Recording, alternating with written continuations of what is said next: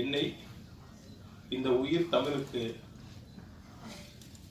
திரைப்படத்திற்கு இயக்குனராக்கி அழகு பார்த்த எனது குரு அமீர் சாருக்கு, மக்கள் போராளி அமீர் சாருக்கு நன்றி. நான் ஏன் அவரை குருன்னு சொல்றேன்னா, நான் அவருடைய எந்த திரைப்படத்திலையும் உதவியாளரை நான் வேலை செய்யல. அவரோட படத்துக்கு நான் இயக்குனர். ஆனா நான் ஏன் அவரை குருன்னு சொல்றேன்னா, அது ஒரு குட்டி பிளாஸ் பேக் இருக்கு. ஒரு குட்டி பிளாஸ் பேக் இருக்கு. கொஞ்சம் டைம் எடுத்துக்கிறேன், மன்னிக்கணும். என்னன்னா, ஒரு இயக்குனரை எனக்கு இது அரங்கேற்றம். இவங்கெல்லாம் பல அரங்கேற்றங்களை பார்த்தவங்க, அந்த மேடையில் இருக்கிற எல்லா பேருமே. எனக்கு இது அரங்கேற்றம். அவரோட மௌனம் பேசியதே திரைப்படத்தோட ஆடியோ லான்ச் தான் எனக்கு சினிமாவில் ஃபர்ஸ்ட் என்ட்ரி. நான் முதல்ல பார்த்த ஒரு இசை வெளியீட்டு விழா தேவி தியேட்டர்ல மௌனம் பேசியதோட இசை விழா. அப்பதான் நம்ம சினிமாவுக்கு வரணும்ன்ற ஒரு முழுமையான நம்பிக்கை சினிமா நமக்கு இருந்தது. ஊர்ல இருக்கும் போதே நமக்கு சினிமா கனவுகள் இருந்தது. அவரை பார்த்துதான் நான் வந்தேன் சினிமாவுக்கு. ஏன் அந்த நம்பிக்கை, ஊரை விட்டு நம்ம கிளம்பி சினிமான்னு வரணும்ன்ற நம்பிக்கை ஏன் வந்ததுன்னா, உங்களுக்கு எல்லாருக்கும் தெரியாது, இந்த அரங்கத்திலேயே அதிகமா அவரை பத்தி தெரிஞ்சது நானா இருக்கும். எப்படின்னா, எனக்கு விவரம் தெரிஞ்சு ஒரு 40 வருஷமா அவரை எனக்கு தெரியும். விவரம் தெரிஞ்சு. ஏன்னா மதுரையில் என் வீட்டுக்கு எதிர்த்து வீட்டுக்காரரு அவரு, என் சொந்தக்காரரு, என் வீட்டுக்கு எதிர்த்து வீட்டுக்காரரு. அவரை பத்தி எனக்கு அவ்வளவும் தெரியும், நிறைய தெரியும் அவரை பத்தி எனக்கு. அப்ப இனிமே சினிமா தான் அப்படின்னு அந்த நம்பிக்கையை விதைச்சது எனக்கு இந்த மௌனம் பேசியது ஆடியோ லான்ச். அதுக்கப்புறம் உதவி இயக்குனரை சேரணும்னு முடிவு பண்ண உடனே என்னோட நண்பர்கள்ட்ட சொல்றேன், கல்யாணம் பண்ணி குழந்தையெல்லாம் பெற்றுட்டோம், வயசு 30க்கு மேல ஆயிடுச்சு, இனிமே சினிமால போய் நீ போய் எப்படி பாரு சரியா வருமா அப்படின்னு ஒண்ணு. ரெண்டாவது என்னன்னா, நான் மதுரையில பிசினஸ் பண்ணிட்டு இருக்கேன். ஏட்ட 40-50 பேர் வேலை செஞ்சுட்டு இருக்கேன். இதெல்லாம் விட்டுட்டு சினிமாவுக்கு போய் நம்ம எப்படி ப்ரொடியூசரா வரல, நான் டைரக்டர் ஆகணும் தான் நான் வந்தேன் அப்படின்னு டிஸ்கஸ் பண்ணும்போது, சரி ஒரே முடிவா நம்ம போயிடலாம் அப்படின்னு சொல்லிட்டு வரேன். அப்படி வரும்போது அண்ணன் இயக்குனர் பாலா அவர்களுக்கும் அமீர் சாருக்கும் மீட்சூலா ஒருத்தர் இருக்காரு. அவருக்கு உறவினர், அவருக்கு மாமா, எனக்கு அவர் அண்ணன், ஒரு அட்வொகேட் இருக்காரு மதுரையில். அவர்கிட்ட போய் சொல்றேன், ஆனா இந்த மாதிரி நான் சினிமாவில் டைரக்டராக வந்தேன், நான் உதவி இயக்குனராக சேரணும்னேன், எனக்கு கொஞ்சம் பாலா அண்ணன் ரெக்கமெண்ட் பண்ணுங்க அப்படின்னு. அப்ப அமீர் கான் சொல்றேன்ப்பா, அவன்கிட்ட போடப்பா. இல்ல நான் பாலா அண்ணன் தான் நான் சேரணும் அப்படின்னா, ஒரு கல்யாணத்துல ஒரு பாலா அண்ணன் மீட் பண்றோம். மீட் பண்ணி இந்த மாதிரி தம்பி அசிஸ்டன்ட் டைரக்டரா சேரணும்ன்றா வர சொல்லுங்கன்னு. அவர் மேல பெரிய மரியாதை வச்சிருக்கிறவர், வர சொல்லுங்கன்னு சொல்லிட்டாரு. சொன்னோன்னா நான் சென்னைக்கு வந்துட்டேன். வரும்போதே காரோட வர்ற ஒரு அசிஸ்டன்ட் டைரக்டர் இங்க ஒரு வீடு பிடிச்சு தனியா தான் வரேன். எல்லாம் செட் பண்ணிட்டு பாலண்ணன் போய் பாக்குறேன். அப்ப ஒரு நான் கடவுள் படத்தோட டிஸ்கஷனுக்காக அண்ணா நகர்ல ஆபீஸ் போட்டிருக்காரு. அந்த ஆபீஸ்ல பாத்தீங்கன்னா, இங்க சாய் கிராமத்துல ஒரு ஆபீஸ் இருக்கு, ஆனா ஒரு யாரும் தொந்தரவு இருக்க கூடாதுக்காக அண்ணா நகர்ல ஒரு ஆபீஸ் போட்டிருக்காரு. காலையில 9 மணிக்கு போயிட்டேன். 9 மணிக்கு ஆபீஸ் போனோம்னா ஒரே ஒரு அசிஸ்டன்ட் டைரக்டர் இருக்காரு. டைரக்டர் இருக்காருன்னா மேலதான் இருக்காரு, வெயிட் பண்ணுங்க அப்படின்ட்டாரு. மணி 10 ஆச்சு, 11 ஆச்சு, 12 ஆச்சு, 12:30 ஆச்சு.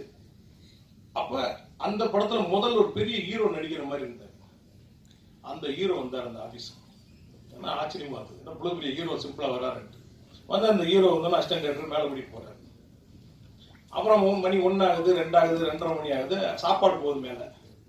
அந்த அசிஸ்டன்ட் டைரக்டர் நீ சாப்பிட்டியான்னு கூட கேட்கல, மேல போறாங்க. 3 ஆகுது, 4 ஆகுது, 5 ஆகுது. நான் எப்போ வேணாலும் டைரக்டர் கூப்பிட்டுருவாரு, மேல ஹீரோ வேற இருக்காருன்னு சொல்லி நான் வெயிட் பண்ணிட்டு இருக்கேன். ஒரு 5 மணிக்கு அந்த ஹீரோ திருப்பி கீழே போறாரு இறங்கி. அந்த அசிஸ்டன்ட் டைரக்டர் போய் ஹீரோ ஏற்றி விட்டு வராரு. அப்புறம் 6 ஆகுது, 7 ஆகுது, 8 ஆகுது, 9 மணி ஆயிடுச்சு. என்னை கூப்பிடவே இல்லை. நான் சாப்பிடவும் போல, அங்கே ஒரு 2 தடவை ரெஸ்ட் ரூம் மட்டும் போயிட்டு போய் உட்காந்துருக்கேன். 9 மணிக்கு மேல பொறுமை இழந்துட்டேன். இது நமக்கு சரியா வராதுன்னு சொல்லிட்டு கார் எடுத்துட்டு நான் வரேன். எம்எம்டி கிட்ட வரும்போது எனக்கு மதுரையிலிருந்து ஃபோன் வரும். அந்த என்னை ரெக்கமெண்ட் பண்ணவர், எப்பா பாலா கூப்பிட்டானா நீ கிளம்பிட்டியாம்லப்பா. ஏன்னா காலையில 9 மணிலேருந்து நைட்டு 9 மணி வரைக்கும் உட்காந்துருக்கேன், கூப்பிடவில்லை என்ன என்னன்னு. அவனை டெஸ்ட் பண்ணிருக்காயா அவனுங்க. அண்ணே சாப்பிட கூட முடியாது. சினிமால பட்டினியும் தாமதமும் தான்டா முதல்ல வந்து நீ பழகிக்கணும். அவங்க டெஸ்ட் பண்ணிருக்கான். முதல் டெஸ்ட்லயே நீ தோத்து போயிட்ட பாரு. நீ அவன் கூப்பிடா நீ போன்டாரு. நான் அப்படியே யோசிச்சேன். நான் இல்லைண்ணே இது எனக்கு சரியா வரலண்ணே, நான் அமீர்கிட்ட போயிடுறேங்க அப்படின்ற உடனே சரி உன் இஷ்டம், நான் அவன்கிட்ட சொல்லிடுறேன் நீ போ அப்படின்ட்டு. அப்புறம் இவர்கிட்ட வரேன். இவர்கிட்ட வந்து அப்ப நாம் படம் பருத்தி விருந்துக்கு டிஸ்கஷன் நடந்துட்டு இருக்கு. அப்ப அவர்கிட்ட போய் நான் அந்த மாதிரி அசிஸ்டன்ட் எடுறான்னு அவர் ஷாக்கு. உனக்கு சரியா வராது அதெல்லாம் நல்லா. ஏன் நம்ம போய் தெரியும் நம்ம ஊர்ல எப்படி சுத்தணும் எப்படி தவளை தெரியும்னு அவருக்கு தெரியும். அப்ப நான் சொல்றேன் இல்லைங்க, உங்க ஆபீஸ்ல வெளியே ஒரு போர்டு வச்சிருக்கீங்க, கீழ்ப்படியை கற்றுக்கொள் கட்டளையிடும் பணி தானாய் வந்து சேரும்ட்டு. அதை நான் ரொம்ப நேரமா படிச்சுட்டு இருந்தேங்க. நீங்க நினைக்கிற மாதிரிலாம் நடக்காது. கத்துக்கிறோம்னு வந்திருக்கேன், நான் எந்த தியாகத்துக்கும் தயாரா இருக்கேன் அப்படின்ட்டு. அப்படியா சரி, இந்த கூலிங் கிளாஸ் கீலிங் கிளாஸ் எல்லாம் கலட்டிட்டு ஓடியா வேலை செய்யற மாதிரி சரி வாங்கன்றாரு. அப்புறம் அந்த பருத்தி விடுறதுக்காக சாதி கிராமத்துல ஒரு ஆபீஸ் போடுறாங்க. அங்க போறேன். முன்னாடி உறவினரை நான் அவர் பார்க்க வரும்போது சசிகலா ஆலினால இருப்பார் ஆபீஸ்ல. உதவியாளரை பார்க்க வரும்போது பாத்தீங்கன்னா நான் வந்தோம் உள்ள கூப்பிடுவாரு, சாப்பாடு வாங்கிட்டு வருவாரு, ரொம்ப ஜாலியா பேசுவாரு.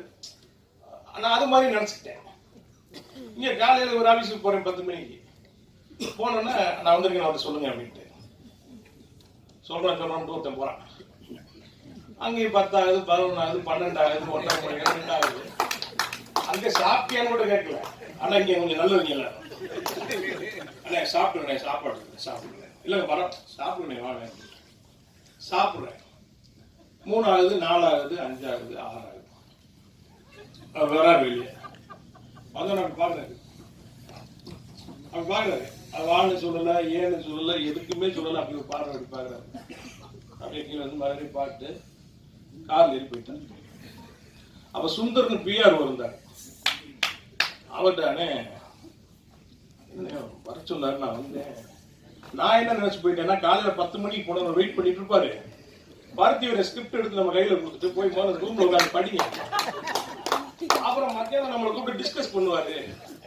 அப்பெல்லாம் வரேன் உன மாதிரி கற்பனையில் உட்கார்ந்து இருக்கேன். ஏன்னா என்னன்னு கிடக்க கூட போயிட்டாரடா அவரு அப்படின்னு சொல்லிட்டு அப்படியே அவங்க முதல் இல்லைங்க அது என்னன்னு தெரியல, அவர் என்ன மூட்ல இருந்தாருன்னு தெரியல. உங்களுக்கு அவரை பத்தி தெரியுமில்ல. ஏங்க அவரை பத்தி எனக்கு தெரியும், எனக்கு வேற மாதிரி தெரியுங்க, இப்படி எனக்கு அவரை பத்தி தெரியாதுங்க அப்படின்னு உடனே சினிமா போக உங்களுக்கு கத்துக் கொடுக்குவாங்க. அப்புறம் வந்துட்டேன். அடுத்த நாள்ல போகல. காலையில் கிளம்புன யோசிச்சு பார்த்தேன். அங்க ஒரு எக்ஸ்பீரியன்ஸ், இங்க ஒரு எக்ஸ்பீரியன்ஸ், போலாமா வேணாமா யோசனை பண்ணிட்டே இருக்கேன். மறுநாள் சாயங்காலம் எனக்கு போன் வந்து மதுரையில் இருந்து அவர் தான். அப்ப நீ ஆபீஸ்க்கு வரலாமே அன்னைக்கு சொன்னானே அப்படின்ட்டு. ஏங்க காலையில இருந்து சாயங்காலம் வரைக்கும் உட்காந்து என்னன்னு கூட கேட்கறாங்க. அங்கே ஐயோ அசிஸ்டன்ட் அப்படி சேர்த்துக்கிறது அப்படி போய் அப்படி சேர்த்துக்கிறது தான். அவனை டெஸ்ட் பண்ணிங்க அவனை பொறுமை இருக்கான்ட்டு. இப்படி ஒரு குருவி இப்படி ஒரு சிசினிய உலகத்துல எங்கேயுமே பார்க்க முடியாது. வெறுத்துட்டேன். எனக்கு அப்படி வந்த உடனே அப்படி ஒரு எக்ஸ்பீரியன்ஸ். அப்புறம் பார்த்தேன் என்னடா வழி அப்படிங்கும் போது கொஞ்சம் டைம் எடுத்துக்க தப்பா நினைச்சுக்காங்க. என்னடா அதுக்கு வழி அப்படின்னு நினைக்கும் போது பார்த்தேன். சரி இந்த டைரக்டர்கள் எப்படி இருக்காங்க அப்படின்னு ஒரு ஆபீஸ் வச்சிருக்காங்க. உள்ள ஒரு பெட்டு போட்டு படுத்துருக்காங்க. கூட பெல் அடிச்சா அவருக்கு ஒரு பையன் வச்சிருக்காங்க. சரி நம்மகிட்ட தான் பணம் இருக்கு, நம்ம செட்டப் முதல்ல பண்ணிடுவோம்.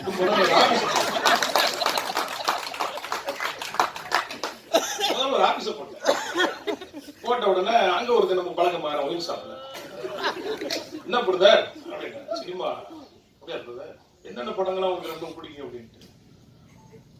ஆரம்பத்தில் பாரதிராஜா சார் படம்லாம் பார்த்துக்கோங்க. மணி சார் படம் நாயகன் எனக்கு ரொம்ப பிடிக்குங்க. அப்படியா ஓகே. உலக சினிமா பார்க்குற பழக்கம்லாம் இருக்காங்க. உலக சினிமானா என்னங்கன்னு கேட்டேன். ஜாக்கி சான் படம் அதெல்லாம் அவருமே அதுவாங்க.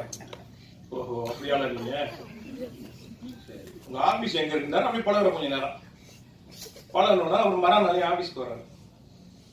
ஒரு 3 டிவிடி கொண்டு வர்றாரு. ஒரு படத்தை போடுறாரு. காட்ஃபாதர் படம் அப்படி பார்க்குறேன். எனக்கு மணி சார் மேல இருந்த மரியாதை அப்படியே இறங்கிடுச்சு. அப்படியே படம் பார்த்தேன். எப்படி அப்படின்ட்டு, என்னங்க அது இது மட்டும் இல்லை, இன்னொரு பாட்டுக்கு பாருங்க, அதை பார்க்குறேன். இன்னொரு பாட்டு பாருங்கிறாரு, அதையும் பார்க்குறேன். அதுக்கப்புறம் என்ன பண்றாரு, ஒரு வீடியோ காட்டுறாரு. அதில் அந்த படத்தோட ஆஸ்கார் அவார்டு விழா நடக்குது. அந்த படத்துடைய ரைட்டர் பார்த்தீங்கன்னா 2 ஆஸ்கார் அவார்டை கையில் வாங்கிட்டு அந்த டைரக்டர் திட்டுறாரு, நான் எழுதின கதையில 10% கூட படம் எடுக்கல. இப்படின்னே அவர் ஓவியமா கதை எழுதுறாரு. அந்த புக்கு எங்கேயா கிடைக்கும்னா அங்கங்க லைப்ரரியில தேடிக்கிட்டே புக்கு வருது. அதுக்கு ஒரு டிரான்ஸ்லேட்டர் வச்சு படிச்சு நம்ம சொல்றாரு கதையை கேட்கும்போது, ஆகா உண்மைதான் அவர் சொன்னது, உண்மையிலேயே அவர் எழுதின கதையில 10% தான் படமாக்கியிருக்காங்க. அப்புறம் அந்த இன்னொரு 4 டிவிடியை கொண்டு வர்றாரு. அடுத்த நாள் இந்த ஸ்டிங்க்னு ஒரு படம், இதை பாருங்க. அதை பார்த்தா உப்பு கரையுது, உப்பு குறைஞ்சா டியூப்பு மேல வருது, டியூப்பு மேல வந்தா பலானது மேல வருது, அதுல இருக்கு. அவ்வளவுதானா இன்னும் இருக்காங்க. இன்னும் இருக்கு பாருங்க. Once upon a time in அமெரிக்கான்னு ஒரு படம் பாரு, அமெரிக்கன் கேங்ஸ்டர்னு ஒரு படம் பாரு, அதை பாரு, இதை பாரு வருது. அப்படியே மணிரத்னம் சார் மேல அந்த மரியாதை திருப்பி ஏறுது. மேல ஒரு சினிமாவுக்கு இவ்வளவு மெனக்கெடுவாங்களா? Excellent movie.